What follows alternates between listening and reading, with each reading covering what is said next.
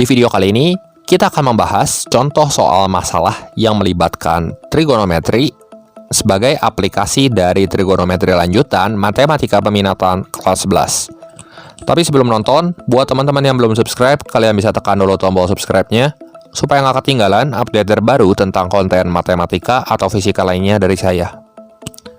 Oke, untuk itu langsung aja mari sama-sama kita simak contoh soal berikut ini.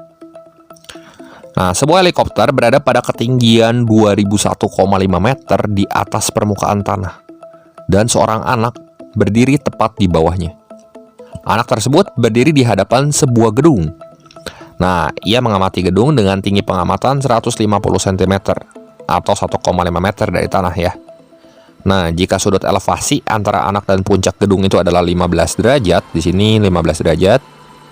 Dan sudut depresi, sudut yang diukur ke bawah sini 60 derajat ya dari garis horizontal, maka tentukan tinggi gedung. Nah, gambar ini udah cukup membantu supaya kita bisa menentukan berapa tinggi gedungnya. Nah, supaya lebih jelas, kita beri indeks dan kita beri nama titik-titiknya ya.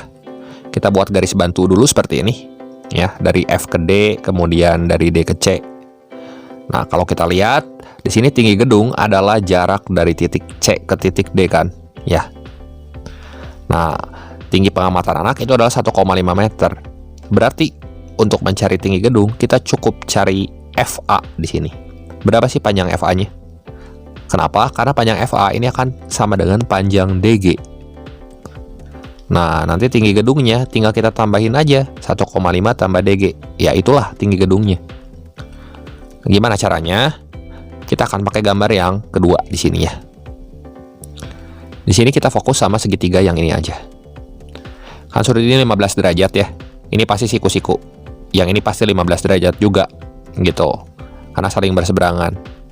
Kalau ini 15, ini 75. Karena ini siku-siku 90. Kalau ini 30, ini 60, ini 90. Cocok. Udah 180 derajat semua.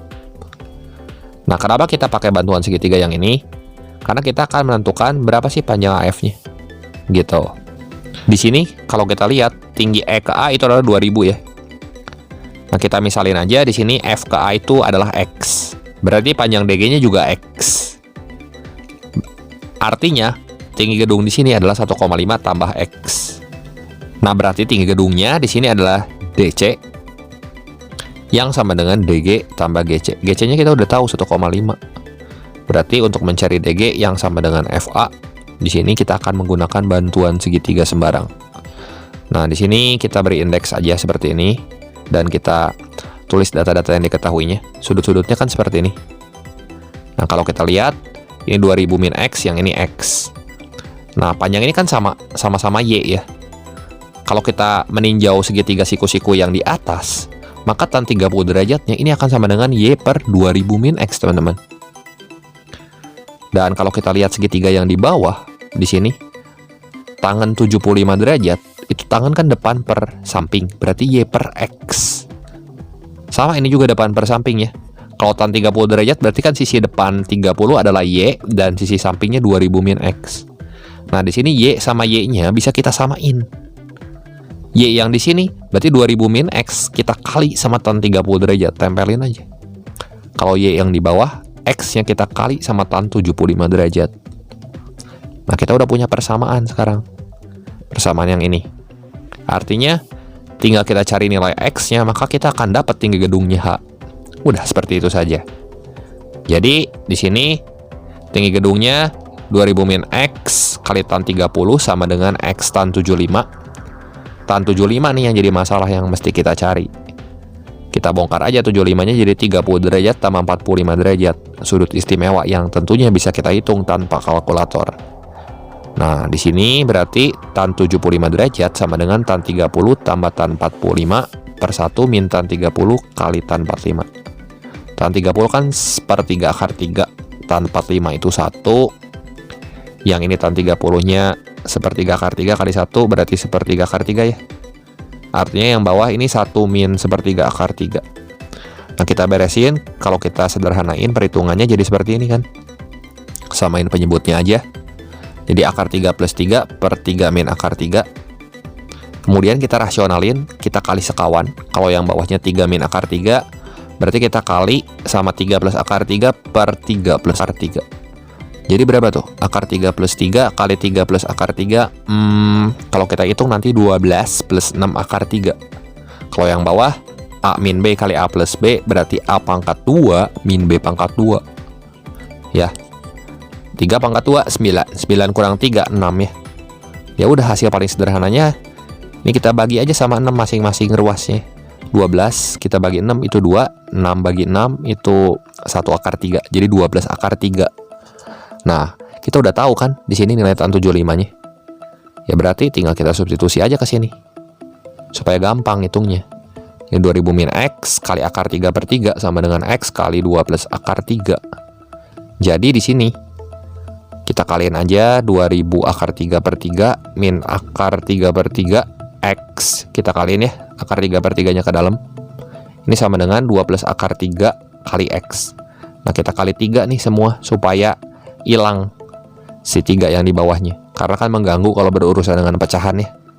Ini 2000 akar 3 min akar 3X sama dengan 2 kali 3 itu 6. Kita kaliin sama X ya, jadi jangan lupa 6X. Kemudian 3 kali akar 3 ya 3 akar 3 kali X ya 3 akar 3X gitu. Nah kita kumpulin yang mengandung X di satu ruas aja. Nah negatif akar 3X ini bisa kita pindahin kan ke sini. Jadi 6X tambah 3 akar 3X tambah akar 3X. 6X tambah 4 akar 3X. X yang kita keluarin. Jadi yang mengandung X ini adalah 6 plus 4 akar 3. 2000 akar 3 sama dengan 6 plus 4 akar 3X. Berarti untuk menentukan X nya tinggal kita bagi aja. Si 2000 akar 3 nya sama 6 plus 4 akar 3. Nah kita rasionalin teman-teman, kali sekawan. Berarti 2000 akar 3 per 6 plus 4 akar 3 dikali 6 min 4 akar 3 per 6 min 4 akar 3. Itu 12.000 akar 3 kurangi 24.000 per negatif 12. Kalau kita hitung X nya negatif 1000 akar 3 plus 2000. Dan untuk mencari H ya tinggal kita tambahin sama 1,5. Ya, sesuai dengan gambar yang tadi. Jadi 2001,5 dikurangi 1000 akar 3. Sehingga ya ini jawaban yang tepat. Seperti itu. Gampang ya. Demikian saja pembahasan singkat kali ini mengenai masalah yang melibatkan trigonometri, matematika peminatan kelas 11 kali ini. Berikut ini ada 3 soal serupa yang bisa teman-teman coba kerjakan. Silahkan dicoba. Semoga video ini bermanfaat dan membantu teman-teman semua dalam belajar. Jangan lupa like, share, dan subscribe channel ini jika kalian suka videonya. Terima kasih untuk perhatiannya. Sampai jumpa di video saya yang berikutnya.